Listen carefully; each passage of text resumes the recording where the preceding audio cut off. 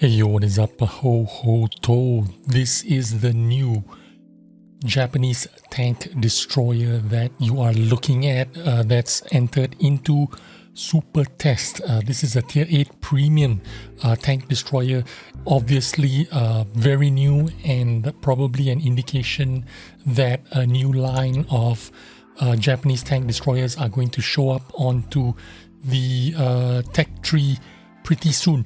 On top of the Chinese tank destroyer tech tree that is probably coming over Christmas.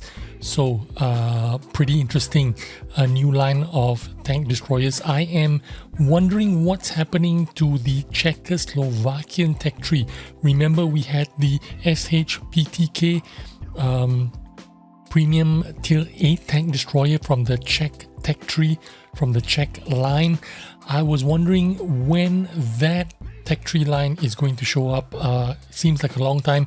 It looks like the Chinese tech tree is the one that is going to kick off the tank destroyer lines for all these three nations. It looks like that one is going to show up first, followed by probably this Japanese tech tree. But on the test server, the Hoto tier 8 premium tank is already being tested. What is interesting is you are looking at it, the ammunition. You've got the standard shell with 265 penetration and 500 damage, and you have the premium shells with less penetration, 230 penetration but 570 alpha. So if you are fighting against tier 7s and tier 6s, I would probably go for the premium shells with 230 penetration and 570 alpha, as well as the shell velocity on the stock shell 900 meters per second, and the premium shells, I don't know if this is heat or some kind of HE, probably heat, 1250 meters per second. This is pretty high velocity. This is a pretty devastating shell if you are fighting against lower tiers. 230 penetration, you penetrate anything tier 8 and below for 570 alpha. So this is pretty interesting. Type 5 Hoto. Yeah, so it's a premium. Obviously it's a tank destroyer, which means it does not have a turret that can traverse. You're going to be relying on only the hull traversing. It is pretty mobile and agile, so it does have a pretty agile footprint, although it does not have a movable turret. The power to weight ratio on this tank is 16.66, so it's something like it's going to perform something like a heavy tank in terms of agility when it's pivoting left and right. So not entirely slow tank, not entirely it's not going to be like the Japanese heavy tanks, which are lumbering slow heavy tanks. This has a little bit more agility than those Japanese heavy tanks. 1400 hit points with 750 horsepower. This thing again, 16.66 power to weight ratio. It is not bad. It is quite an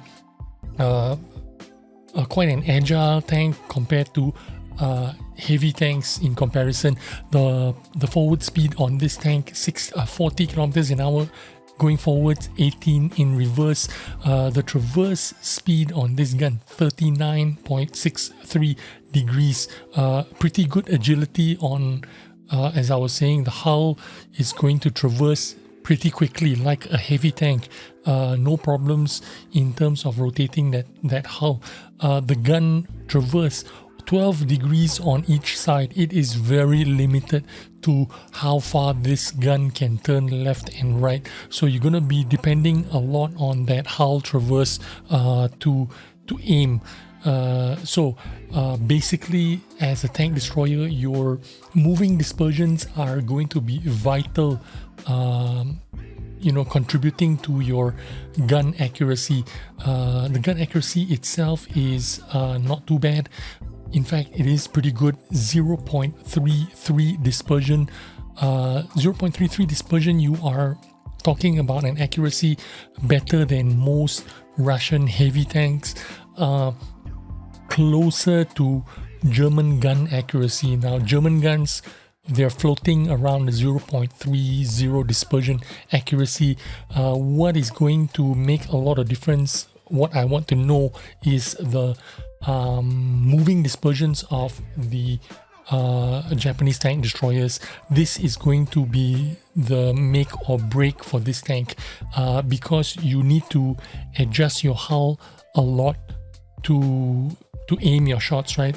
So your moving dispersion or your moving penalties is going to contribute a lot to your experience in this tank. If that moving dispersion is high, let's say it's 0.20 and above, then you're going to have a lot of problems with adjusting your aim. You know, when you make micro adjustments, if your enemy is just out of your 12 degrees left or 12 degrees right, you have to rotate your hull to re-aim your gun, and that moving dispersion penalty is going to play a great role on how fast you'll be able to hone in on your target and aim your gun fully. Now, the aiming time on this gun, 2.21 seconds, it's not too shabby at all. It is highly manageable. The reload time, reminiscent of heavy tanks or Soviet heavy tanks, around the 12-second mark, which means you can reload something like close to 10 seconds or slightly under 10 seconds perhaps, once you have your food loaded in, once you have your BIA skills.